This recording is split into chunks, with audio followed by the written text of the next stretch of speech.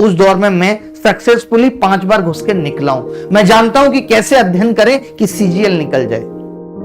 समझ रहे? तो चलो, तो मैथ्स की स्ट्रेटेजी में देखिए बहुत ज्यादा फोकस किस तरीके से करना है वो मैं बता देता हूं। फटाफट से राइटिंग सुंदर बना लेते हैं।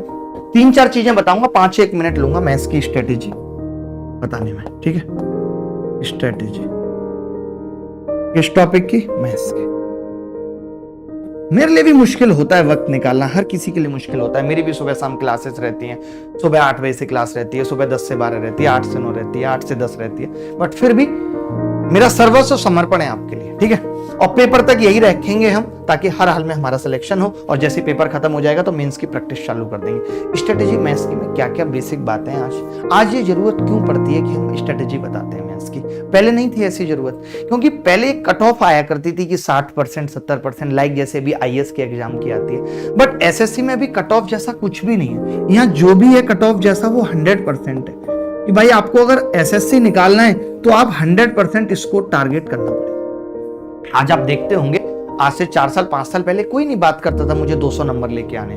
आप पूछिएगा अपने चाचा मामा भतीजे किसी का अगर एग्जाम निकला है तो वो बता देंगे आपको कि कोई नहीं सोचता था पहले कि 200 नंबर लेके आने। बट आज आप किसी भी बच्चे से बात करोगे, अच्छे बच्चे से बात करोगे, तो वो सब यही कहते हैं 190 प्लस लेके आने हैं, 200 लेके आने, क्योंकि आज समय की वही दरकार है अगर आपको सीजीएल निकालना है। तो ये सब चीजें 100% स्कोर होने के लिए बहुत कुछ आना जरूरी है। जैसे आज आप एक चीज देखते होंगे कि बेसिक्स नाम की एक बहुत बड़ी चीज आ गई है। बहुत एक नेगेटिव वर्ड आ गया है, नेगेटिव लोगों ने बना दिया इसको कि बेसिक्स। जैसे मेरे बारे में कई लोग कहते हैं कि मैं बेसिक्स नहीं बताता, जबकि बेसिक्स कुछ भी नहीं है। जब आप 10th तक के गणित अगर पढ़ चुके हो, आप 10th तक के गणित पढ़ चुके हो, इसका मतलब बेसिक हम जो मानते हैं वो ये मानते हैं कि मैं अगर a लिखूं तो आप समझ जाएं कि एक वेरिएबल है, और मैं a² पूछूं तो आप 4 कर दें, ये एक बेसिक है। तो ये हर किसी को आता है जो सीजीएल की तैयारी कर रहे हैं, ये बेसिक है। अगर सीजीएल में 100% स्कोर करना है तो आपको ऐसे कॉन्सेप्ट्स, मेथड्स,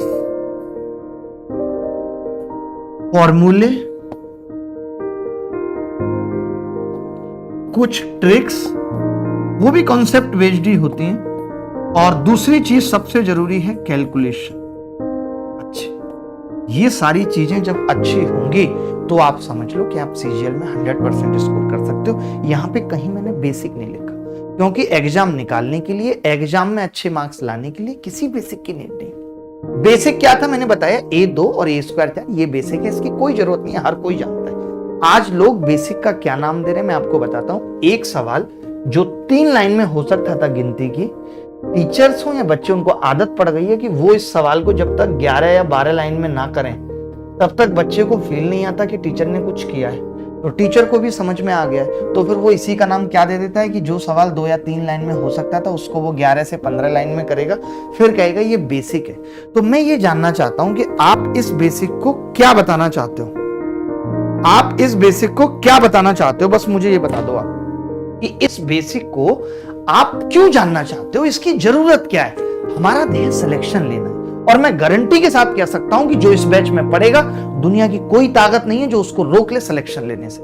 आप मत जानिए, ये बेसिक नाम की टर्म ही अपने दिमाग से घटा दीजिए। मैं हर एक वो बात बताऊंगा जो जरूरी है सवाल करने के लिए, जो जरूरी है आपके सिलेक्शन के लिए। मैं दावे के साथ कह सकता हूं कि पूरा टॉपिक खत्म करने के बाद कोई सवाल ऐसा बचेगा नहीं जो आप किसी किताब में देखेंगे और वो एसएससी ओरिएंटेड और आप ना कर पाए। तो आज से आप ये भूल जाना कि कोई बेसिक नाम की चीज होती है। हमें फोकस करना है, कैलकुलेशन पे फोकस करना है, कुछ ट्रिक्स पे हमें फोकस करना है, और ये सब चीजें, कॉन्सेप्ट, मेथड, फॉर्मूले, ट्रिक्स, सब किससे बनी है? कॉन्सेप्ट से। कॉन्सेप्ट हमें जरूर सीखना है, किसी भी चीज का कॉन्सेप्ट पता होना चाहिए कि ऐसा हो क्यों रहा है। कॉन्सेप्ट जब तक नहीं आएगा तो सवाल अगर घूम जाएगा तो आप भी घूम जाओगे।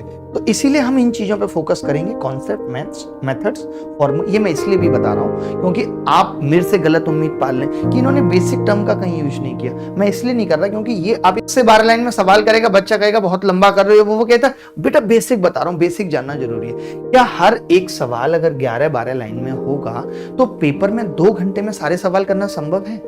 नहीं है, बिल्कुल भी नहीं, पॉसिबल ही नहीं है। और हमें तो पेपर में 2 घंटे में 100 सवाल करने, हमें प्री के अंदर 15 मिनट 25 सवालों को मिलेंगे, हमें 15 मिनट में वो 25 सवाल करने।